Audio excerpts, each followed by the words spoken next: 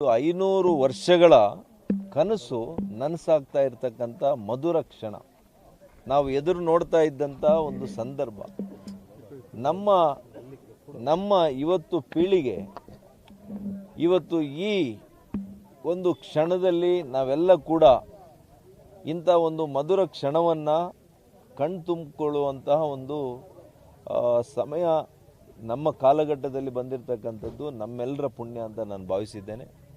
ಇವತ್ತು ಇಡೀ ವಿಶ್ವದಲ್ಲಿ ಅತಿ ಹೆಚ್ಚಿನ ಹಿಂದೂಗಳಿರ್ತಕ್ಕಂಥ ಹಿಂದೂ ಧರ್ಮವನ್ನು ಆಚರಣೆ ಮಾಡ್ಕೊಂಡು ಬಂದಿರತಕ್ಕಂಥ ನಮ್ಮ ಭಾರತ ರಾಷ್ಟ್ರದಲ್ಲಿ ಇವತ್ತು ಶ್ರೀರಾಮನು ಅಂದರೆ ನಮಗೆ ಆದರ್ಶ ದೇವರು.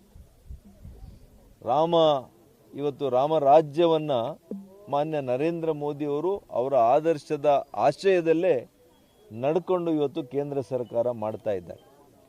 ಅಂಥದ್ದು ರಥಯಾತ್ರೆಯಲ್ಲಿ ಮುಖ್ಯ ಸಂಯೋಜಕರಾಗಿ ಅವತ್ತು ಕೆಲಸ ನಿರ್ವಹಿಸಿದಂತಹ ಇವತ್ತಿನ ಪ್ರಧಾನಿಗಳು ಶ್ರೀ ನರೇಂದ್ರ ಮೋದಿಯವರು ಅವರ ನಾಯಕತ್ವದಲ್ಲಿ ಅವರು ಪ್ರಧಾನಿಗಳಾಗಿದ್ದಂಥ ಸಂದರ್ಭದಲ್ಲಿ ಇವತ್ತು ರಾಮದೇವರು ಪ್ರಾಣ ಪ್ರತಿಷ್ಠಾಪನೆ ಆಗ್ತಾ ಇರತಕ್ಕಂಥದ್ದು ಅಯೋಧ್ಯೆಯಲ್ಲಿ ನಿಜವಾಗಿಯೂ ಕೂಡ ನಮ್ಮೆಲ್ಲರ ಒಂದು ಅದೃಷ್ಟ ಆಗಿದೆ.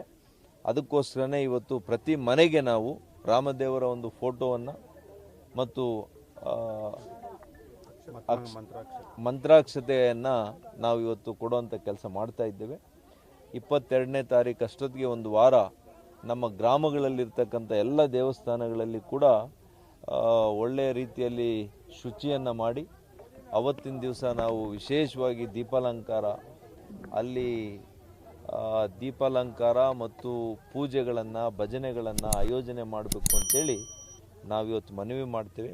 ಅದರ ಭಾಗವಾಗಿ ಇವತ್ತು ಅಡ್ಡಗಲ್ ಗ್ರಾಮದಲ್ಲಿ ನಾನು ಪ್ರಾರಂಭದಲ್ಲಿ ಇವತ್ತು ಸುಮಾರು ಮನೆಗಳಿಗೆ ವೈಯಕ್ತಿಕವಾಗಿ ಭೇಟಿ ಕೊಟ್ಟು ನಾವು ಮಂತ್ರಾಕ್ಷತೆಯನ್ನು ಮತ್ತು ಫೋಟೋಗಳನ್ನು ದೇವರ ಫೋಟೋಗಳನ್ನು ಕೊಡೋವಂಥ ಕೆಲಸ ನಾವು ಮಾಡ್ತೀವಿ.